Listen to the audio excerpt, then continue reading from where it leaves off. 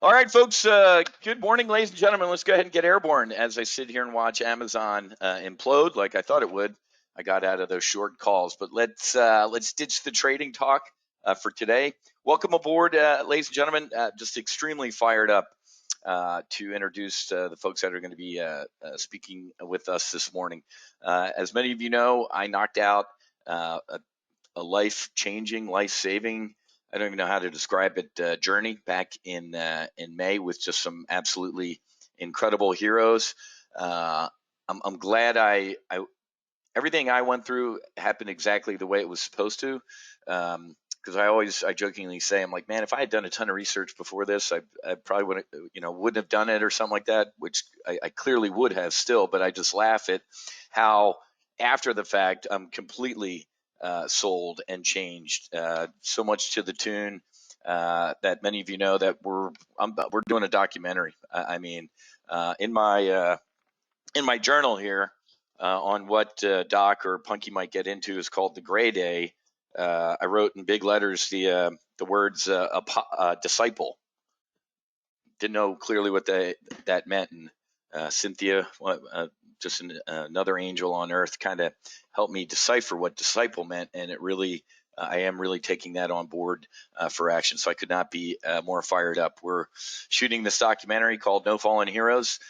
Because as Punky's going to get into in the naval special warfare community and the operator community, I mean, these dudes, we're dealing with bad guys at 30,000 feet. They're dealing with bad guys at 3 feet, maybe 3 inches. But, you know, aviators with the PTSD and the pulling G's and anxiety and depression, many of you are going to find out Slider's story as we go along here. A lot of us get out and try and go fly airliners, man. So, and the FAA, if you even whisper that you might have any sort of depression or anxiety at all, you're done. Your airline career is over with, or your corporate pilot gig is over with, or flying for an adversary company is done. So there are tens of thousands, over 100,000, I'm going to estimate, former military aviators that are flying you around today that are suffering in silence, and it's completely unacceptable. So the mission objective of the No Fallen Heroes documentary and the No Fallen Heroes follow-on TV program, if you've ever seen the TV show Intervention, where it's No Fallen Heroes Extraction. So I'm taking this on board, and this is my calling in life. I mean, I love trading and doing all that stuff, but like my dad always said, Matthew, you can't take it with you. So I'm throwing this all over the fence to work on this project called No Fallen Heroes, and I just could not be more honored to be introducing the two guys that are going to give us a brief this morning. Real quick, for those that are new, I went down to Martinez Doc's place down there south of the border, which he'll talk to you about. Just an absolutely beautiful setting, which he's going to get into. And that right there, which you're going to find out in a little bit, is my church. That's where I went to mass, and I've really learned that in order to find God, I really don't need to go to a building. I just need to kind of look within. Hence the name, the mission within. And it's really it's incredible. I'm looking forward to doing the medicine, and it's interesting. So before I introduce it to these guys, because somebody asked recently, they're like, "Oh, well, it didn't work," and the answer is no, because no, it did work. I mean, the answer is there's always more layers, right? I kind of feel like felt like a car engine on a cold morning, man. And I kind of cranked the engine, and I'm getting ready to really crank, if you know what I mean. So there's always a little bit deeper you can go, and a lot more layers to shed. I got 52, 53 years of crap layered on top of me, and I think I just kind of scratched the surface. And this is my squadron, man. These guys are my best friends, my brothers. Many of you know who these folks are, but that picture makes me smile. And that was sunset on the day, the night before we went home. And these guys JT right there, man, has dropped 30 pounds, hasn't had a drink. I mean, the dude looks like he's 10 now. I talk to Marcus all the time, and Robert and JJ. I mean, it's absolutely incredible. So Doc, I'll turn this over to Doc in a second. Cynthia was also a lifesaver. She's an angel on earth. She I can't say enough nice things. The woman Doc and Cynthia being there on site with me helped me unpack everything, and the integration has just been absolutely incredible. You'll meet Miss Kelly Nicole Fox, who's also another angel here on Earth, who's helping out with our No Fallen Heroes project. I mean, her and Cynthia are just kind of like, you want to talk about two squadron mates and two wing women who are just absolutely angels on Earth. I couldn't be more humbled to have these people on board. All right, so without further ado, let me turn it over to Doc. Martine, I'm not even going to go through your bio because you got it, man. You're just a great American, and thanks for helping save and change my life. So let me make you the presenter, my brother, and you can go ahead and get airborne. Over to you, Doc.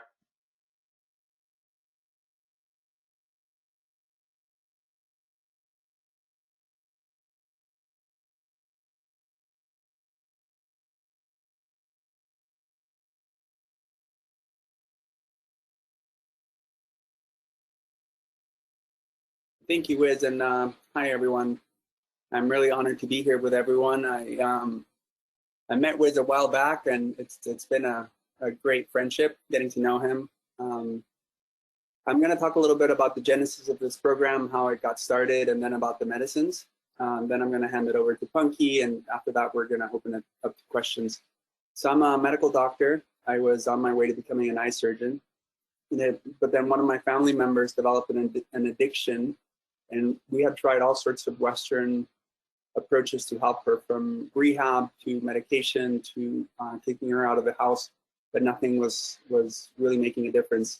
So I took her to see an ibogaine practitioner, and it was a tremendous change in her life. And ibogaine is this African psychedelic that has neuroregenerative and neurorestorative properties, as well as anti-addictive effects. So in the West, have been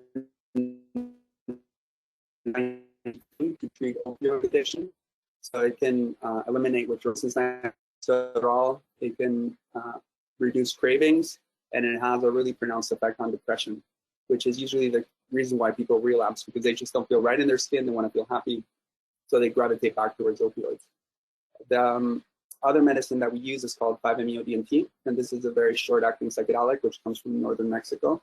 This one is only about 5 to 20 minutes in length, and it occasions what is termed a mystical experience, which is a sense of oneness, of unity. Some people report feeling infinite love. It is intense, but 95% of people would say it's one of the top 3 spiritual experiences in their lives. Where the 5-MeO is mystical and blissful and beautiful, the ibogaine is a bit more challenging, first of all, in the length of the experience. So an ibogaine journey can be anywhere from 6 to 10 hours, as well as another 20 hours to completely recuperate and come out of it. The content that is presented during an ibogaine journey is more akin to being awake in a dream. So having similar characteristics to a waking dream, to a lucid dream, where it's almost like you're inside of your psyche, seeing the contents of your memory displayed in visual format. So you see things from childhood, you see, relationships that might have gone south, and different situations where you could have shown up in a different way. It gets shown to you in a very direct fashion, which is not fun or comfortable, but I think in life we often have to confront our shadow so that we can let go of the baggage that we carry. After seeing my family member go through ibogaine in 1999, I was never really able to let go of that memory that there was something out there that could help addictions. So in 2001, I dropped out of the residency program for eye surgery, and I started a clinic for ibogaine. And we were treating mainly opioid addicts, and I did that for about 15 years, just south of the border. And then in 2015, we had some veterans come through that had opioid addiction, and when they came out of the withdrawal and they came out of the treatment, they reported their PTSD was gone. And as many of you know, in the West and Western medicine, there really isn't any medicine or any treatment that can cure PTSD. There's ways to manage symptoms, but not really to address the core issue, which often is stemming from childhood trauma. So once we saw those veterans, I approached a Navy SEAL doctor who I had read about and told him that we had something that could help his friends. So that really kicked off the program as he started sending his buddies and his friends that were suicidal. They had good experiences. So the program grew, and we moved away from addiction treatment to more addressing PTSD, depression, anxiety, and all the issues that veterans face. The population we're working with is mainly Naval Special Warfare. So they're former SEALs. We've also seen a bunch of Green Berets, Army Rangers, and also Delta Force guys. And they have a constellation of symptoms, which is called operator syndrome. So it's not just one thing. They're not dealing just with post-traumatic stress. The majority of them have mild traumatic brain injuries just by virtue of their training. Having been exposed to mortars and rockets and breaching charges, they have inflammation in the brain. And this leads to sleep issues, to anger issues, to endocrine disturbance, to sleep apnea, to substance abuse. So dealing with such a complex presentation of symptoms, it's important to develop an integrated program, which is what we have done at the Mission Within. I can go into more detail in the question and answer section about different aspects of how we address depression and sleep issues and anger and all of these different things. But for now, I'm just going to hand it over to Punky so he can talk a little bit about his personal experience and what his role is at the Mission Within. Awesome. Thanks, Martin. Hey, guys. Yeah, everything Martin said, I am, or I had. I spent 30 years in the SEAL teams. It's probably the top 3 at every command I was in. We got 15 rotations overseas, 7 back-to-backs to Iraq and in the Middle East, doing OIF and OIR.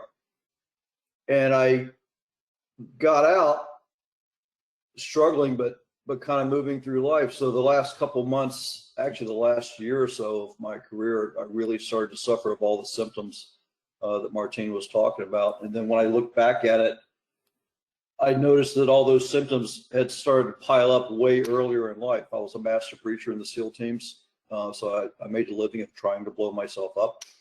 And all those symptoms had appeared. I had memory loss, I had rage, I had anger, and all that stuff I just kind of kept bottled up.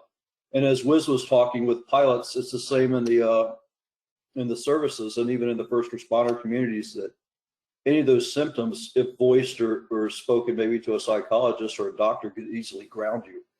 So no one speaks of what's going on with them. I got out of the service, retired, was in grad school, was thriving, and then I had 2 more of my friends. I think I've had 37 total pass away. And the last 2 passed away. And for whatever reason, that I like to describe as it popped my champagne cork. So every memory that I ever had from childhood all the way up through my adult life, through my marriages, through my divorces, through overseas, through combat, kind of all came out at once. And it grounded me. It took me to my knees. I was very violent. I was rageful. I was just trying to kind of destroy myself. And I got to the point that I was suicidal.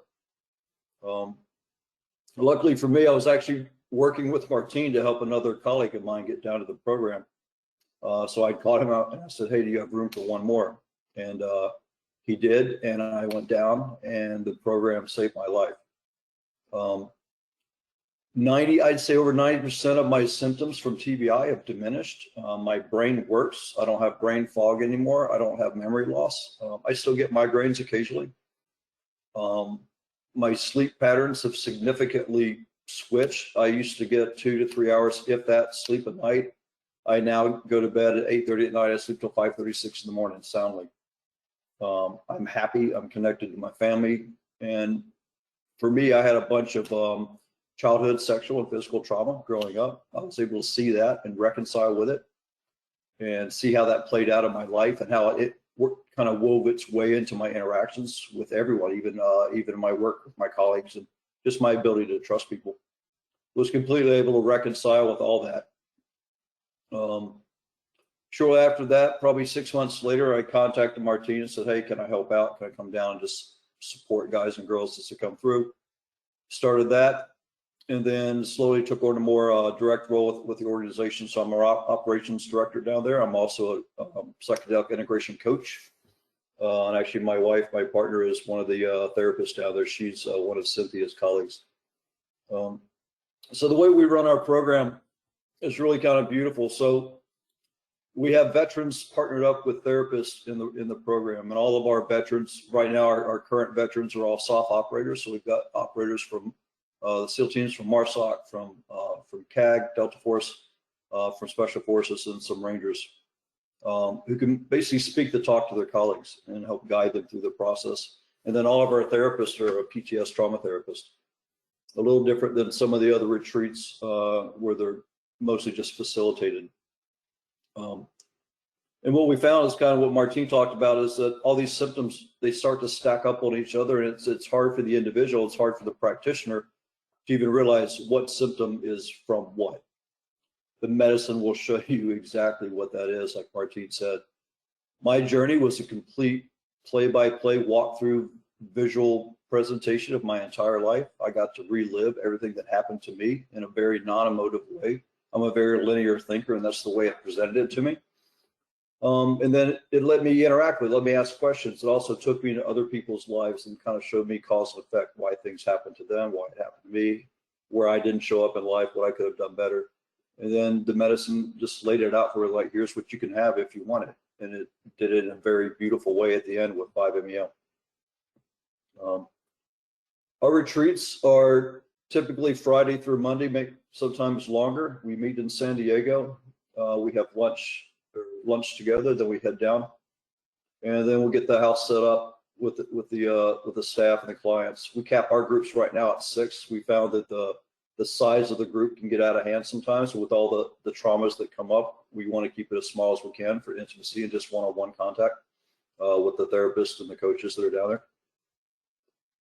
And then so the first day that night we would do Ibogaine. Our Ibogaine's administered with a medical staff on hand. The reason for that is, especially with opioid addiction, they found that a lot of the addicts were coming down. They're lying about the last time that they were on their meds or how much they used, or they just didn't titrate off enough. So that caused issues, especially with people's hearts. The clients we get coming down sometimes have a resting heart rate of 40. They're great athletes. Their heart can drop down into the 20s, or some people just come through with a rusty ticker, and the heart rate can kind of rise up. So our staff, we have the lead cardiac surgeon for Tijuana on staff. He's a Stanford grad. Then our medical staff's been working in Ibogaine for over 10 years. Phenomenal crew.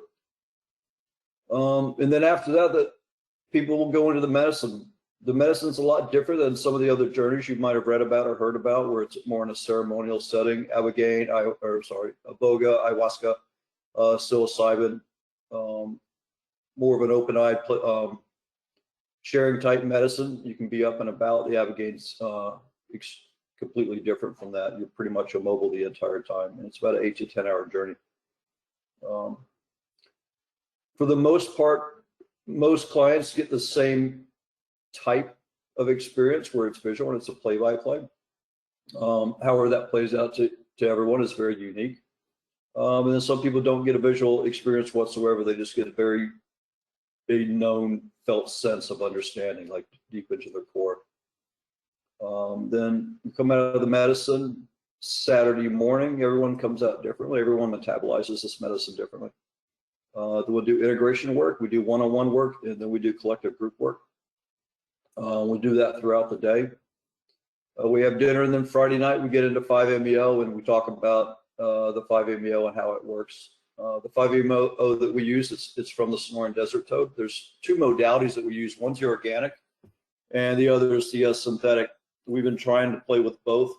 One, knowing that the toad will slowly start to diminish once psychedelics become more mainstream. They both get you to the same place, just in entire different fashion. The 5-MeO DMT, like Martine says, it's very spiritual, and it's a beautiful pairing to the Ibogaine, because what the Ibogaine does, because it's such a great extractor of memories and experiences, and it's very stern. The 5-MeO basically goes in there and just kind of withdraws or extracts the emotions associated with that, lets you expel those, and it just fills you with this beautiful sense of knowing, connectivity, spirituality, and just this beautiful just sense of joy. And it's something most of us, when we come out of the medicine, we're like, wow, I remember this. And that memory comes back from maybe being in our very young, age 4, 4 to 5 time frame before life started stacking up on us. Those medicines are done individually, so each client's down there for about an hour. We do about 4 to 6 rounds of the medicine, like Mark said, they're 10 minutes each when they come out, and then we will give another dose to the client as they get with the medicine. Typically around round 3, they've gotten what they need. And then we come out, we have some quiet time with the client. We do one-on-one with them, bring down the next client. And then after everyone's together, we'll do some group integration work. And then we head out in town, we go to the beach, spend some time there. And then we come back and we go over our aftercare. And the biggest thing with these medicines, and we stress this all the time, is the preparation going into the medicine.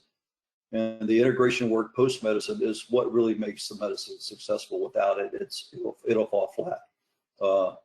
It's very easy because we have such a clean slate and a clean memory to go right back to our old habits. And now that it's clean, we could actually carve those habits deeper. We stress that with our clients. All our clients get coaching pre and post the retreat for a couple months. And some maintain those same coaches, some move on. And then we stress, to the clients to talk to their doctors and their therapists as well, let them know what they're doing. The therapeutic relationship post-medicine will be drastically changed. It's better, it's deeper, mostly because we've got to the core issue of what we've been kind of dancing around with for years. Aside from the trauma aspect, just the mental acuity that I and other guys and girls have reclaimed is huge. Just getting our minds back on track and being present. We all say we had monkey mind prior to, and now our minds are still, which can be scary at first, but it's beautiful. And just to be able to get rid of all those other things that were in our way cognitively, significantly just benefited my life and my relationships and everyone around me. Sunday night we finish up, and then Monday morning we will head back to San Diego. We have breakfast with the clients, and everyone's on their way.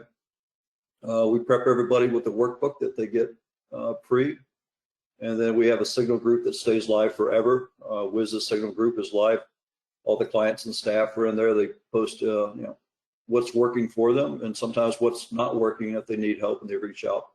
So it's a good way for us to keep tabs on the community and connect people to other clients or other practitioners or assistants if they need it. There's a big difference from being what I like to say right of medicine and left of medicine, because there's such a different, unique, and more intimate relationship with your colleagues and your friends post-medicine, especially those that have gone through it. So we try to lean heavily on that. And that's it for the program. Like I said, we're probably a staff of 3 down there, not including the on-site medical staff that's down there, then the backside support. And I'll turn it back over to Wiz.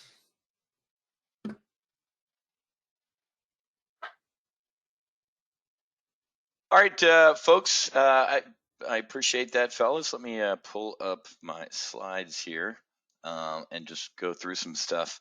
So guys, write any questions that you have over in the chat box. I know I've given you my brief, and many of you have had some questions. We have a thread in the Ready Room right now with about 9 people that are interested in doing the medicine. So Punky and Doc, why don't you guys give out your contact info if people are interested in doing the medicine or journey? How do they? What's the process? Maybe that, Punky, because I think I actually still have to do it. Go on the website and fill out my onboarding form. What are the next steps if folks are interested? Yeah, so the next steps. So if anyone's interested, go to missionwithin.org, and there you can fill out a contact form. Following that contact form, you'll schedule a discovery call either with myself or one of the other coaches. We'll walk you through the program. The discovery calls, some of mine are an hour. I've had one up to 2 hours long. It's just a lot of unearthing, and by the time the discovery call is made, the individual is ready. I always say we don't find the medicine finds us. So we'll walk through the program and figure out what their needs are, what meds they're on. because we do need to do a titration off meds. We'll fill that in. We'll get them scheduled, penciled in for a date, and then they start the screening process. They'll meet with our nurse. They'll have some labs done. They'll talk with Martine, get some more background information, and then schedule their date. About a month out to 2 weeks out from their retreat date, they get their workbook in the mail. They'll also get their coach assigned. The coach will start working with them and do preparation work and kind of work through that workbook. And then the coach will pick them up post-retreat. Sometimes they'll say that coach that they have will be on the retreat with them, but not always. And that's pretty much it for getting in. My email is michael@missionwithin.org. Martine's is martine@missionwithin.org. You can reach us there. And when we do our calls, we either voice or Zoom or Google Meet. And if they're local, then we'll meet in person here in San Diego as well, unless someone wants to fly me out to Brazil. Patrick just asked a question. He said, what are the differences in the client experiences between the organic and synthetic toad? So there isn't that much of a difference. So the experience is basically the same when it comes to what they term the mystical experience. The organic toad, as they call it toad or bufo, is a little bit longer. So it has a longer tail to it, whereas the synthetic is just more spiky. It just comes up and down really quickly. But they're both tremendously therapeutic, and we haven't really seen a difference. And like Punky was saying, that the main reason for using the synthetic is for conservation reasons, to protect the toads that are now being extracted from the Sonoran Desert, and it's just not sustainable. Now that there's so much interest in 5-MeO-DMT, after Tony Robbins talked about it, after Mike Tyson, talks about it, and Joe Rogan, so it's really which is not good for these amphibians. Yeah, and then the only other major difference between the two is probably the delivery whiz. Is the organic, I like to describe as it comes on like a bullet train through a kaleidoscope, and the synthetic is a little bit slower stepping, so easier more gentle to get into, but both with the same outcome. Yeah, I mean these most of these folks are familiar with my 5-MeO experience. It just one of the visceral takeaways from me was, Martine can attest to it. He saw it. I mean, I did a forward flip in the pit. I can't do a forward flip into a pool. And I remember, at the end of and literally it was exploding into just love, light, and energy. Words obviously fail to describe the experience, but let me fast forward to the end.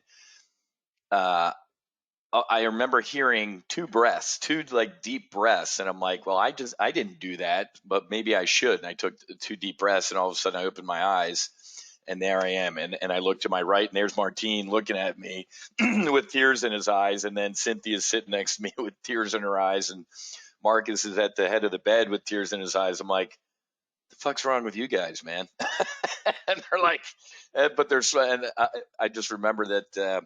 I remember just saying, this is what freedom is like. So Cynthia had actually kind of brought me back, so to speak. She just kind of got close to me and took 2 deep breaths, because it was just an absolute incredible experience. And Nicole, she's on the webinar right now. She's done a great job helping me translate, because guys like Wiz and Punky, when we talk about this experience, I initially was telling people I fucking died, and then I'd see the color run out of their face. I'm like, no, it was a good thing. So she's actually helping me clean up my I died speech, because the ego died, right? My in the blink of an eye. And the best analogy I can explain it is like it's a catapult shot off an aircraft carrier.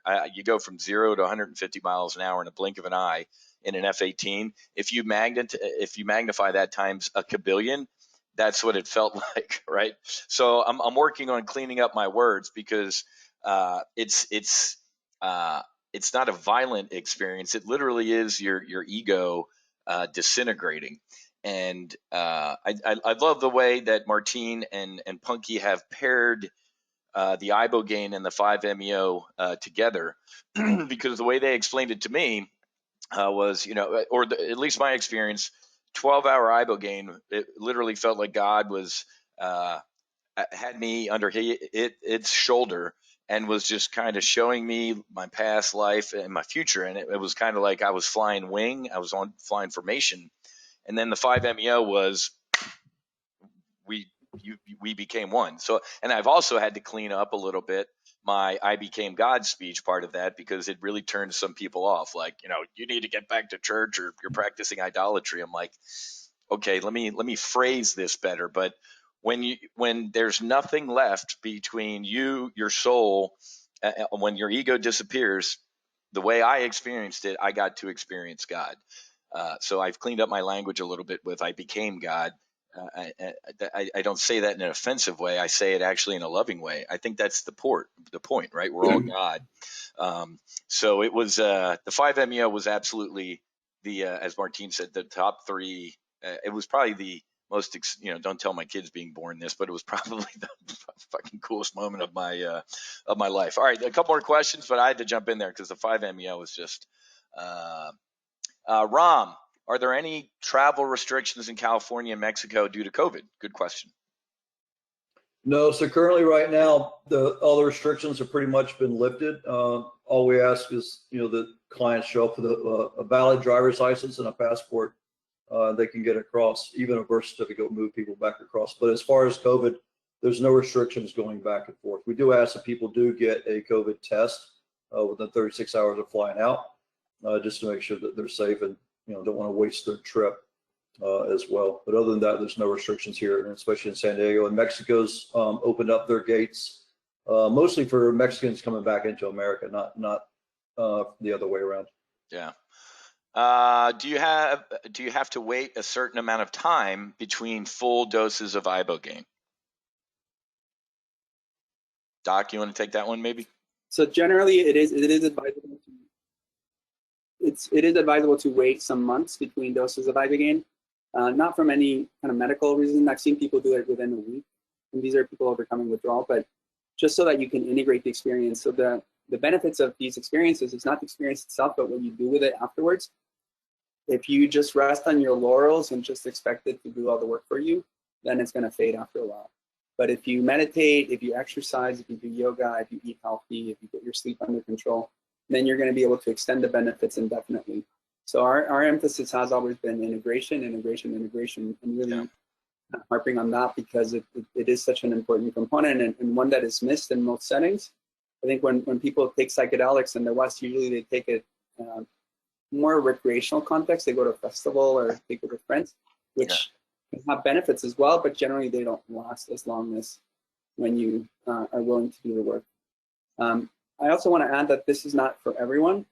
There's some medical contraindications that are important. For example, heart issues or liver problems are reasons not to take ibogaine, as well as certain psychological processes. For example, when somebody is not connected to reality, they're hearing voices, they would not be a good candidate for ibogaine, as well as people that are in a manic state, because it could make them more manic. So we have therapists that work with us that can screen for these things, but it is important to be aware and not treat this as a panacea that it's going to help everyone. That's a good catch, Doc. I appreciate that. That's all spot on there. Okay, my question, Punky said it quieted his mind. May I ask him to elaborate on that? That rage quiet's absolutely priceless. If someone can quiet that rage behind the suppressed firewall, ? Yeah, that was a big one for me. And yeah, I think for years I just had monkey mind. My mind was all over the place. And, when I was moving throughout the day, it was fine. But as soon as I stopped and I was still, it would kick in. It was hard to make that quiet. Even prior to, I was trying to meditate. I was going to float tanks, and all I wanted to do was rip the float tank apart and get out of there. So I couldn't be alone with my thoughts. And it wasn't that my thoughts were scary. They were just all over the place. When I came out of the Abigail, the first thing I remember, I went to the pool and I sat down and my mind was empty and it was peaceful at first. And then it got scary for a minute. I'm like, oh, what happened? Did I just lose all my memories? And that wasn't the case. It was just finally still. And it remains still. It's allowed me to meditate. I can go to the flow tape now and even get deeper in my meditations. And I'm just present now. My mind's not racing. It doesn't mean that I don't have thoughts that, you know, slowly start to cloud and build back up in there, but it's significantly a lot quieter in there than it was. That's a great way. I love that, Punky. That's awesome. Another one. When the entropy filter is gone, you get to connect directly to yourself with no filter. Amazing to be able to do that. Oh, okay. That's from somebody who did the medicine. Chris, how do you deal with concerns of drug testing and your job? What is the time frame the medicine stays in your body? There's no drug test for these medicines. Although, I mean, in the U.S., it's listed as Schedule 1, but there's no drug test in the States for these medicines. To be quite honest, I had a top secret clearance, still have a top secret clearance. I was working in a federal job when I did mine, with full disclosure. That was never a concern of mine. I contacted Martina, I even asked him, he alleviated my concerns as well. Okay. John, is it helpful with alcoholism? It does help with alcoholism. It's tremendously beneficial. And I would say that almost half of the patients that come through that are from the special operations community have problematic alcohol use. And it really helps with the psychological aspects of the addiction. Because many times patients are using alcohol to self-medicate. So once you take away the depression and the anxiety and the trauma and you help them sleep better, they don't need alcohol anymore. And they actually see it for what it is, which is a toxin for the most part. When somebody's physically addicted, though, they have to detox before they come in. So Ibogaine will not take away the physical withdrawal from alcohol. And you know, addicted is if you can't stop drinking for 24 hours and you get the shakes. That's the way to know. But to get physically addicted, it takes a lot of drinking hard liquor for a while. So most people are not physically addicted. They're just psychologically addicted. That's a great way to put it, folks. You guys know me. I didn't touch it completely. I wasn't a massive drinker, but I'd liked it. I'm not going to say that I liked to drink. I don't think I'd liked to drink, but I drank 3 months, man. It didn't even cross my mind. I know, like I said, JT hasn't had a drink since our weekend. He's like, I didn't even feel the need. I think I had a glass of wine with a steak type of thing, and it completely knocked it out of my system, and I didn't think I had a problem. It's like a Control Alt Delete. Okay, a couple more questions. So would you back off on your coffee drinking if you go beforehand? Yeah, so the way we run the retreat is zero caffeine. The Abigail itself is more than enough stimulant than you'll need. So we try to get everyone to taper off caffeine prior to coming in, just to let the Abigail do its work, and then we stay caffeine free for the rest of the weekend.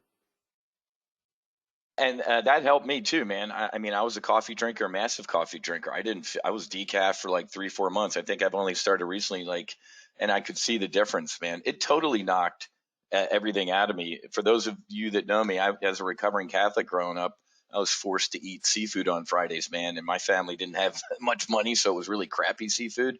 I started eating seafood. I had sea bass down there. And I know when I told my friends what I had done down there and ate seafood, they were nuts. I mean, the Angie, the cook down there is just absolutely incredible. You're going to eat just great, healthy foods, and it's just an incredible, just the whole experience. That whole weekend's fantastic. Calvin, would this help with overweight issues? It really depends on where the weight issues are stemming from. So a lot of what we're seeing in the West is chronic conditions of diabetes, hypertension, and obesity stem from depression. So I think it can help if it gets the person motivated to then do intermittent fasting and change their diet. So yes, potentially, but not directly. That's a great point. And some of the prep work, and Nicole is helping us on our team, especially with the documentary and going forward. Everything happened. I'm telling you, everything happened in my life to bring me down these roads to get to this point. And here's what I mean by that. At some of my lowest points in the past couple of years, a close friend said, you should try yoga. And I'm like, I would kick my own ass if I ever saw me doing yoga. And one day I'm like, you know what, man, what do you have to lose? And yoga ended up changing my life. And then through yoga, found out about mindfulness and meditation. So I'm trying to build this project to onboard people to hand off to these guys fully up to speed and ready to go with mindfulness, with some yoga, with some breathing work, because I could tell when I was on my ibogaine journey and even the 5-MeO, if I hadn't done some of the stuff to get me ready, it might have been a little different experience. Like on some of the ibogaine, being able to and Punky can attest to this, using the word surrender with a military guy just makes me, want to cross somebody's face off. We don't surrender, right? We never surrender. Well, I learned ditch the word surrender and use acceptance, because there were moments where I'm like, I had to get on board for the big win and just accept what's going on. And so Nicole, Cynthia, the whole team here, we're going to really try. And this isn't just for the military folks, obviously, with the 9 or so civilians who are interested in doing the medicine. We'd still like to get you up to speed as much as possible with the breath work, with the meditation, and the yoga. So we're gonna put this all into a nice little package to help you folks out. Would that have helped you at all if you had that stuff? Yeah, if I could pipe in real quick, that's the biggest thing coming in, and I see it, every weekend that we're down there. The guys and girls have done the work, and granted, some people have already been on the path of doing the work, and for others, the work is just completely foreign to them. But the ones that have done it have a much more, I'll say, easier experience than the others. And maybe even a little deeper experience than the others, because they've been working with their ego a lot more, and they've just been able to kind of bring themselves to a sense of acceptance, like you said, and it really helps. And the breath work is key to working in this space. It is. JT, you can listen to his podcast about his experience and some of the other guys. But in hindsight, JT had told me that he's like, man, when some of those bad things were kind of going on, it probably would have helped if I was more prepared in those ways. And I love the way the Mission Within manual, it cracked me up, because I'd read a couple pages of it and I'm like, all right, man, I think I get this. And then there'd be a paragraph that says, by the way, nothing can prepare you for this. And I'm like, wait a minute, man, I just read 2 pages of it. And then I'd read a couple more pages and I'm like, all right, feeling even better. And then another paragraph, nothing can prepare you. So after doing the medicine, I get it, because it was right. You can do a lot of preparation, but nothing can prepare you. But do a lot of preparation. So it's just, once you do it, you'll get what that means. So, I felt prepared, but nothing can prepare you. So prepare as much as you can, but you have to accept and surrender, and it'll be probably one of the best things that ever happened in your life. Sledge. So Patrick Sledge did the medicine. He said, I've lost nearly 25 pounds since my journey. I definitely believe that kind of prep before going would be helpful for everyone. Okay, so Sledge just said the same thing. I think at my lowest point, my integration, I lost 13 pounds, which was just incredible for me as well. And the integration, as Doc alluded to, it's work. First of all, this isn't, this is part of the No Fallen Heroes and Punky and Doc. Our push is to get this legal, not for social use, but for therapeutic use. You're not taking ibogaine and going out in Miami, folks. You're not doing 5. This isn't fun, right? I like using the terms alternative medicine or something like that, because whenever I throw out the word psychedelic, and it's people's construct, it's my construct. I got visions of Hunter S. Thompson and Timothy Leary. So, but then you throw a Punky or a Whiz at them, and you're like, wait a minute, you guys. So, trying to pull back the stigma associated with psychedelics, and because this is medicine, leave it to man. God puts, iboga on earth. Man makes it illegal. what? How can man make something illegal that God put here? And I want to share one more thing, and we'll start to wrap up here. Is I remember, Doc, on my gray day, sitting with you and Cynthia, and because I remember on the medicine, uh, when I figured out that big blinding white light and awesomeness was God, because you remember this, Martina, when I said, "Are you God?" and I got this answer with energy, and it just blew me away. And I said, because I'm doubting Matthew, I said, "Can you give me a sign?" And I shit you negative, man. The word "sign" in cursive kind of appeared around the light, and I'm like, okay, that's pretty cool.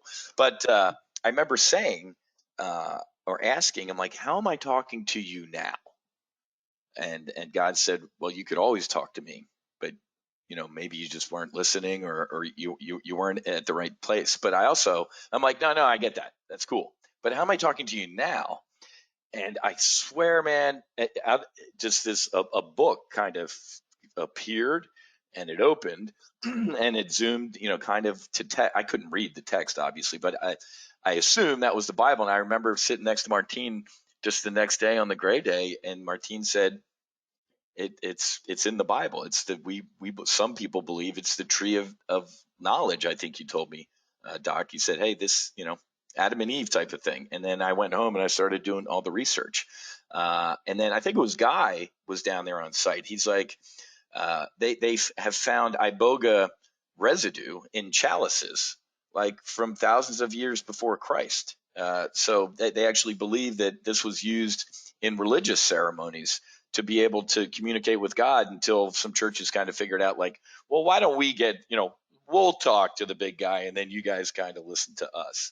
So, Doc, can you speak to the background on that a little bit? Yeah, so there's a documented use for hundreds, if not thousands of years. This is part of a religious rite of a tribe in a religion called Bwiti, which resides in Central West Africa, which is the countries of Gabon and Cameroon. And they have also seen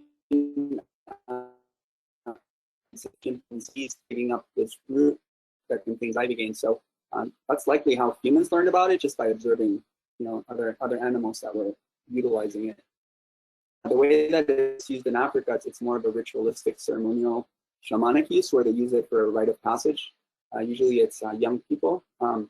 I've seen pictures of 10-year-olds that take it, and usually a little bit older, say a 14-year-old, where they're becoming a man and they're trying to figure out their place and their roles in society. And the way that they describe it is that you're going through the land of your ancestors. You're meeting, the people that brought you here, and they are then giving you information that you can apply to your life. So it's a very kind of complex cosmology, like the way that they interpret this, the way that they utilize it. And it's also used for healing, for divination, and sometimes for hunting. They take tiny doses of it just to be very awake and very present. That's some of the historical use.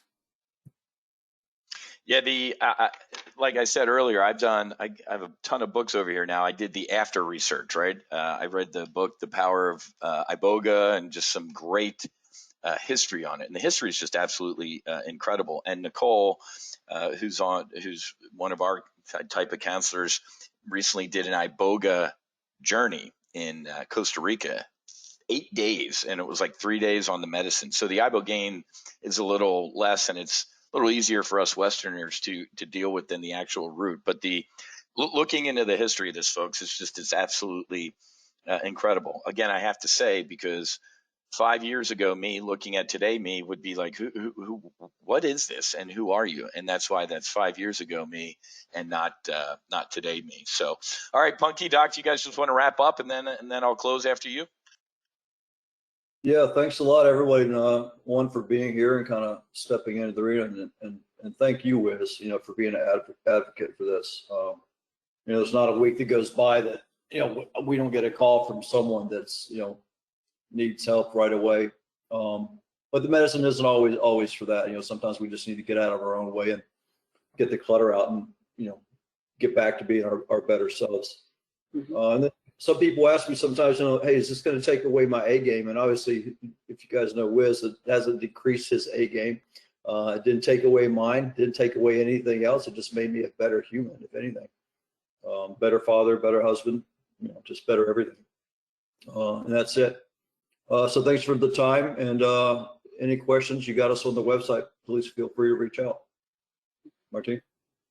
Yeah, thank you, Wiz. Thank you, Punky. I'm really excited to be collaborating with Wiz on the film project. I think it's going to reach a lot more people. Our interest is mainly helping first responders and veterans to avoid all the suicides that are going on and the wreckage that causes. I think it's solvable. We have the tools, we have the knowledge, and now it's just a matter of implementing it on a wider scale. So thanks, Wiz, for helping with that mission. You got it. Like I said, I'm on board as a disciple, and I'm going to try and put the ladder down to help as many people as I can. Let me say it this way: this is a peace I've never felt before. I've never felt this peace before. The ability to heal from my sister's death. It took me 40 years, and that weekend to heal from my sister's death, to be able to see my sister Monica again, and to see where she went and where she is right now was just it was absolutely incredible. And to see my dad and all that stuff. That was my experience. That might not be yours. I think Punky said this earlier, that the medicine gives you what you need, not what you want. And I got exactly what I need. And I thank you guys. So, all right, folks. Yeah, Andrew, I will. This was recorded. I'll email this out to all you guys because I want to help. I'm here to help, and God put these guys in my life. God put me in your life. I'm telling you, man, after doing this, I do want to sound like Hunter S. Thompson or Timothy Leary. Everybody should do this. If everybody did this, I guarantee you there would be no war. There would be no homeless people or starving people in the world. I guarantee you. So let's lead a shift, man. Let's get on board for the big win. So God bless you, Punky, and God bless you, Doc. I'll see you guys soon, man. And hopefully you'll see some of these folks soon. All right, folks, have a great rest of your day. Happy hunting. Make sure you hedge. God bless all of you, and namaste. We'll talk to you soon. Bye, guys.